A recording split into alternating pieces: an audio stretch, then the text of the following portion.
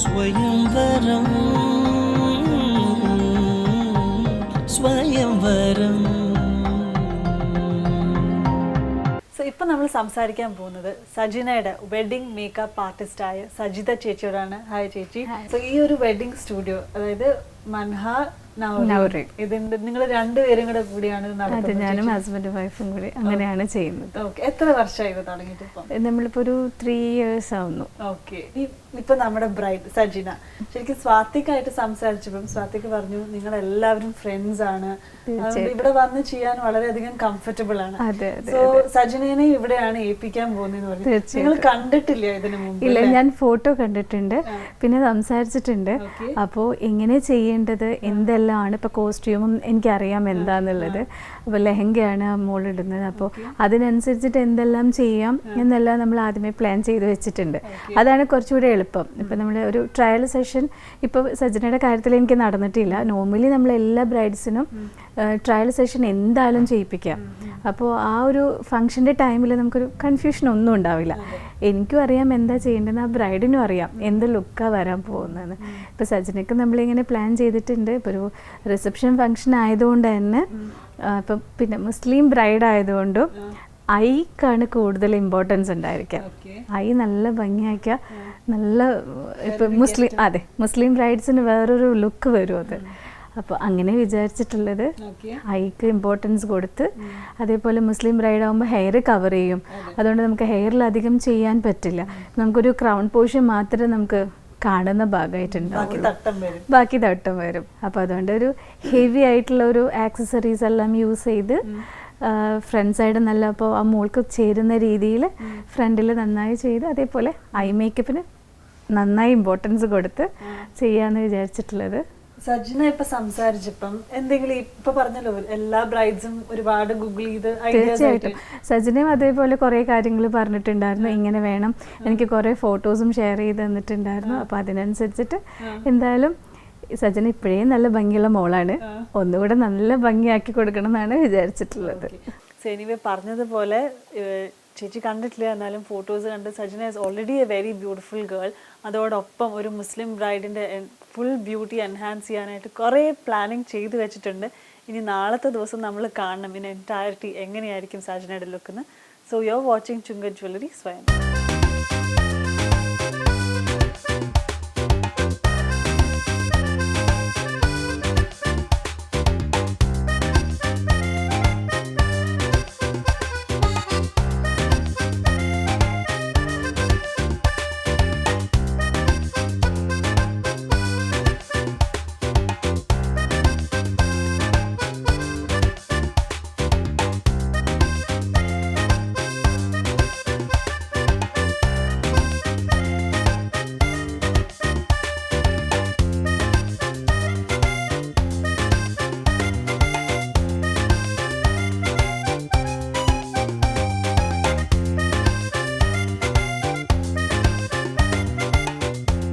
പ്രാഞ്ചി ചേട്ടൻ അല്ലേ?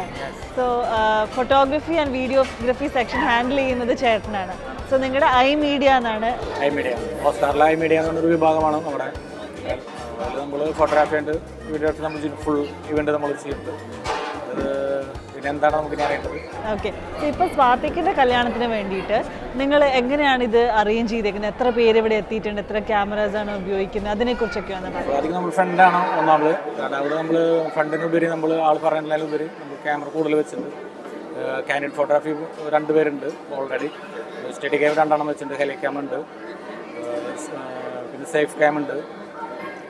ജിബ് വേണമെന്ന് പറഞ്ഞപ്പോൾ വേണ്ട, ജിബ് വേണ്ട, സംഭവം കാര്യങ്ങളൊക്കെ പറഞ്ഞിരുന്നു. നമ്മൾ എല്ലാ കാര്യങ്ങളൊക്കെ നമ്മൾ ഏതായാലും ഈ ഒരു ഇവന്റ് ഞാൻ കണ്ടു. നിങ്ങളെല്ലാവരും നിങ്ങളുടെ ഹോൾ ടീം ഇങ്ങനെ പാറി പറഞ്ഞ് നടക്കുകയാണ്. അപ്പം വളരെ കുറച്ച് സമയം കിട്ടിയതേ ഉള്ളൂ നിങ്ങളുടെ അടുത്ത് സംസാരിക്കാനായിട്ട്. സോ നിങ്ങളുടെ ഫോട്ടോസൊക്കെ ഞാൻ നേരത്തെയും വിഷ്വൽസ് കണ്ടിട്ടുണ്ട്. സോ ഇനി ഈ ഒരു വെഡിങ്ങിന്റെ ഏറ്റവും ബെസ്റ്റ് മൊമെന്റ്സ് ക്യാപ്ചർ ചെയ്തെന്ന് വിശ്വസിക്കുന്നു. Thank you. Thank you.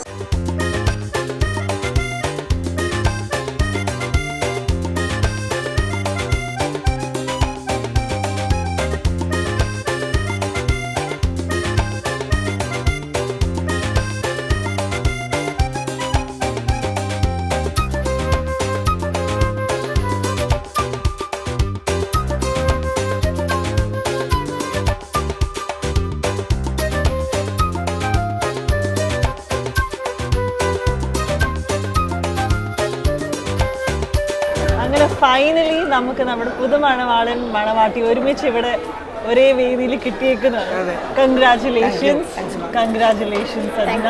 ഇന്നലെ തന്നെ ഞങ്ങൾക്ക് സംസാരിക്കണമെന്ന് ഒത്തിരി ആഗ്രഹം ഉണ്ടായിരുന്നു. സോ മൈലാഞ്ചി കല്യാണം നടന്നുകൊണ്ടിരിക്കുകയായിരുന്നു അല്ലേ? എങ്ങനെയുണ്ടായിരുന്നു മൈലാഞ്ചി കല്യാണമൊക്കെ? ഒത്തിരി റിലേറ്റീവ്സ് ഒക്കെ വന്നോ? കാണട്ടെ. അത് ശരി. ഇത് എവിടെയെങ്കിലും പേര് എഴുതിയിട്ടുണ്ടോ? ഓക്കെ. സോ ആദ്യം തന്നെ സ്വാതിനെ കുറിച്ച് പറയും. എന്താണ് ചെയ്യുന്നത്, എവിടെയാണ് വീട്, വീട്ടിലാരൊക്കെയാണ്, അതൊക്കെ പറയും. എൻ്റെ വീട്ടിൽ ഞാൻ, ഉപ്പ, ഉമ്മ, അനിയൻ, അനിയത്തി. ഞാൻ ഇപ്പോൾ ബിടെക് കംപ്ലീറ്റ് ചെയ്തു, സിവിലായിരുന്നു, ഇപ്പോൾ കഴിഞ്ഞു. അനിയൻ 9th പഠിക്കുന്നു, അനിയത്തി ചെറുതാണ്, 3rd സ്റ്റാൻഡേർഡിലാണ് പഠിക്കുന്നത്. ഇപ്പോൾ ദുബായിൽ വർക്ക് ചെയ്യുന്നു. ഉമ്മ ഹൗസ് വൈഫാണ്. സോ നിങ്ങളുടെ ഒരു വിവാഹം എന്ന് പറഞ്ഞാൽ അറേഞ്ച്ഡ് മാരേജ് ആണ്. അത് കഴിഞ്ഞിട്ട് ഭയങ്കരമായിട്ട് ഇവോൾവ് ആയ ഒരു ലവ് സ്റ്റോറിയാണ്. സോ ആദ്യമായിട്ട് നിങ്ങൾ പരസ്പരം കണ്ടതൊക്കെ എനിക്കറിയാം. സോ ആദ്യമായിട്ട് കണ്ടത് ഒരു പക്ഷേ ഫോട്ടോ ആയിരിക്കില്ലേ? സോ ഫസ്റ്റ് ടൈം സ്വാതിക്കിൻ്റെ ഫോട്ടോ കണ്ടപ്പോൾ എന്തായിരുന്നു തോന്നിയത്? ഫോട്ടോ കണ്ടപ്പോൾ കുഴപ്പമില്ലാന്ന് തോന്നി. ഫസ്റ്റ് ഓഫ് ഓൾ ഉപ്പ സജസ്റ്റ് ചെയ്ത് തന്ന ആളാണല്ലോ. അപ്പോൾ ഉപ്പ ഒരുപാട് പ്രപ്പോസലൊക്കെ ഉപ്പയുടെ അടുത്ത് വന്നിട്ട് ഉപ്പ അതെല്ലാം ഇരുന്ന് കുറേ നോക്കിയിട്ടൊക്കെയാണ് എന്നോട് പറയാം. അപ്പോൾ ആകെ 1-2 ഫോട്ടോസാണ് എനിക്ക്, 1-2 പേരുടെ ഫോട്ടോസൊക്കെ ആകെ കാണിച്ചു തന്നിട്ടുള്ളൂ. അപ്പോൾ അതിനെ കണ്ടപ്പോൾ ഉപ്പ സെലക്ട് ചെയ്യുമ്പോൾ കുഴപ്പമുണ്ടാവില്ലാന്ന് തോന്നി. എന്തായിരുന്നു അഭിപ്രായം? ഫസ്റ്റ് എന്താ പറഞ്ഞത്? ഇപ്പം എല്ലാവരും ചോദിക്കുമല്ലോ എങ്ങനെയുണ്ട് ഈ ഫോട്ടോ, എങ്ങനെയുണ്ട്. അപ്പോൾ എന്തായിരുന്നു ഫസ്റ്റ് പറയാൻ തോന്നിയത് സ്വാതികിൻ്റെ ഫോട്ടോ കണ്ടപ്പോൾ? എങ്ങനെയായിരുന്നു ജഡ്ജ് ചെയ്തത്? അന്ന് സംസാരിച്ചിട്ടില്ല അല്ലേ, അധികം ഒന്നും അറിയത്തൊന്നുമില്ല, ജസ്റ്റ് ഒരു ഫോട്ടോ മാത്രമേ കണ്ടിട്ടുള്ളൂ. അപ്പോൾ ഈ വ്യക്തി എന്താണെന്നായിരുന്നു അന്ന് ഊഹിച്ചെടുത്തത്? ഫോട്ടോ കണ്ടപ്പോഴൊന്നും കുഴപ്പമുണ്ടായിരുന്നില്ല, സംസാരിച്ചപ്പോഴായിരുന്നു കുഴപ്പമുണ്ടായിരുന്നില്ല, ഒന്നും കുഴപ്പമൊന്നുണ്ടായിരുന്നില്ല. ഓക്കെ.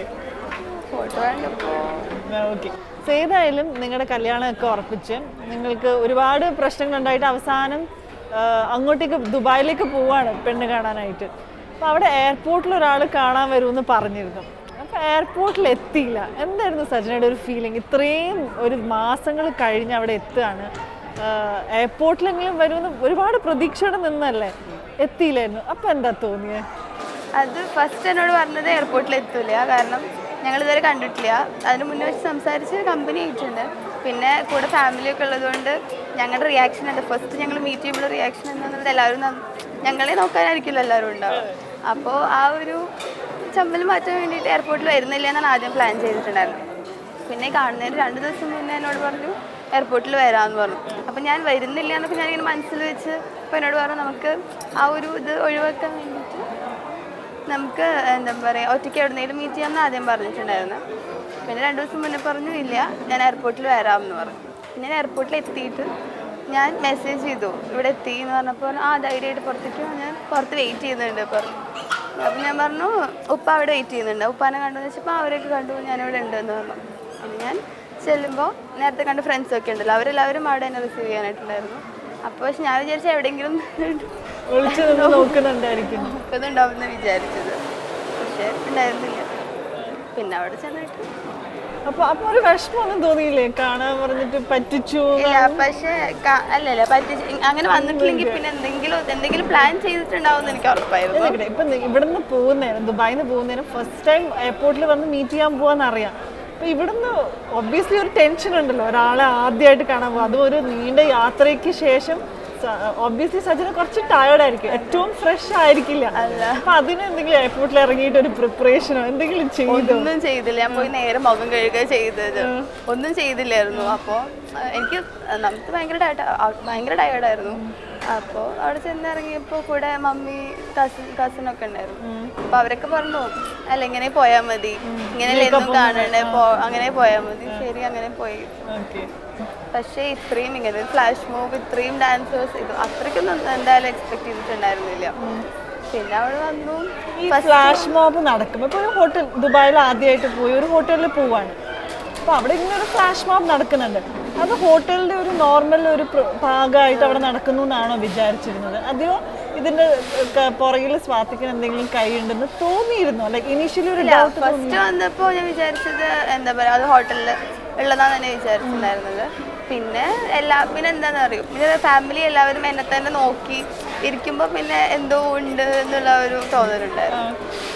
പക്ഷേ അങ്ങനെ ശരിക്കും ഞാൻ ആദ്യമായിട്ട് കാണുന്നത് ആളെ എടുത്തിട്ട് ലിഫ്റ്റ് ചെയ്യുമ്പോഴും ഞാനും ആദ്യമായിട്ട് ഡാൻസിന്റെ എൻഡില് എന്നെ ആദ്യമായിട്ട് എപ്പോഴാണ് കണ്ടതെന്ന് പറഞ്ഞാൽ സത്യമാണോന്നൊന്ന് ചോദിക്കും. ഞാൻ ചോദിച്ചു, എന്നോട് പറഞ്ഞിരുന്നു, ഇപ്പൊ തന്നെ ചോദിച്ചോളൂ, ഡയറക്ട്ലി ചോദിച്ചോളൂ.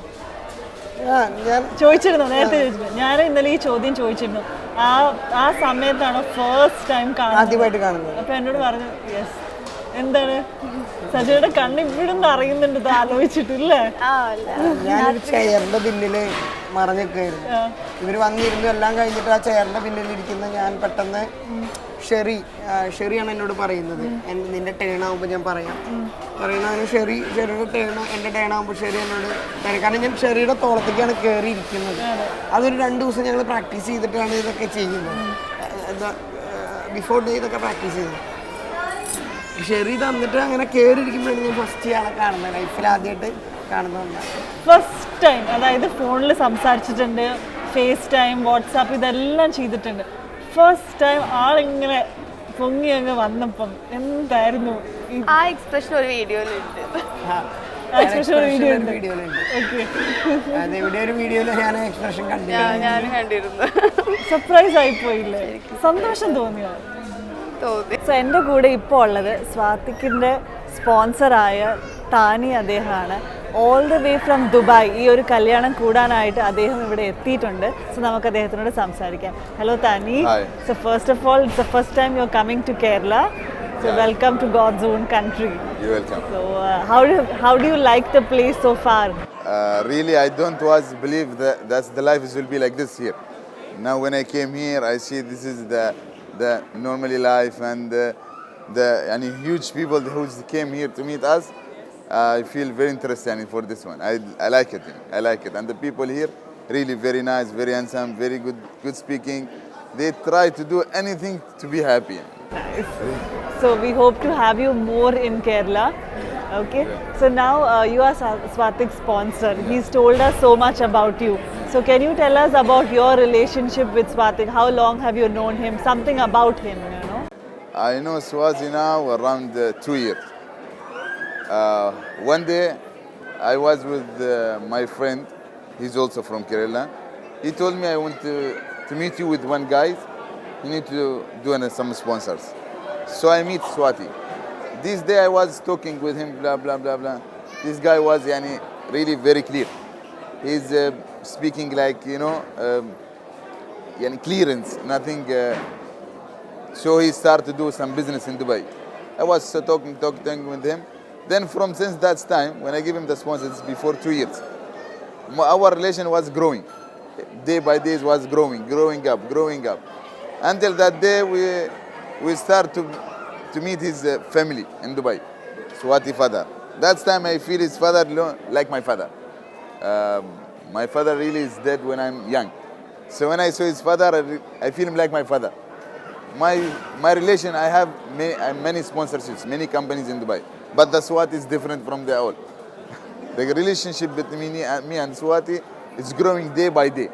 Until yesterday, I told Swati, tomorrow your wedding, I will be there. He said, sir, you are on duty, I will come. I said, tomorrow you wait me, I will be there. Today morning I came, I reached his wedding. Even I'm too busy in my work, I came for Swati because this relationship I don't need to lose like this. So last, can you give a message to Swati and Sajna in Arabic?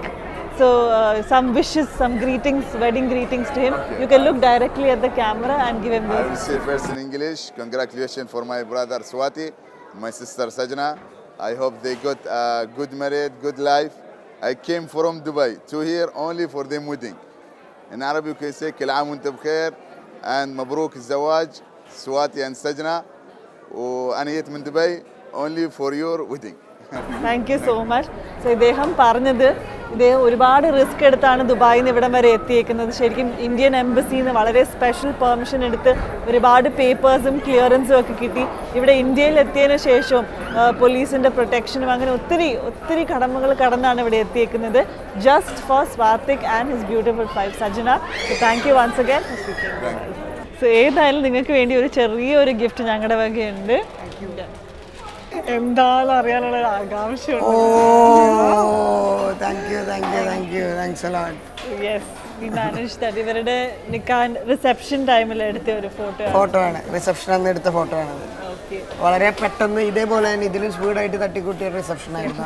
ഇവരുടെ wedding story നമ്മുടെ ഓഡിയൻസിന് തീർച്ചയായിട്ടും ഒരു thrilling experience തന്നെയായിരുന്നു എന്ന് ഞാൻ പ്രതീക്ഷിക്കുന്നു. ഇതുപോലെ മറ്റൊരു ബ്യൂട്ടിഫുൾ കപ്പിളുടെ വെഡിങ് സ്റ്റോറി ആയിട്ട് അടുത്ത എപ്പിസോഡിൽ നമുക്ക് വീണ്ടും കാണാം. Till then, this is Rosan Jolly signing off. By.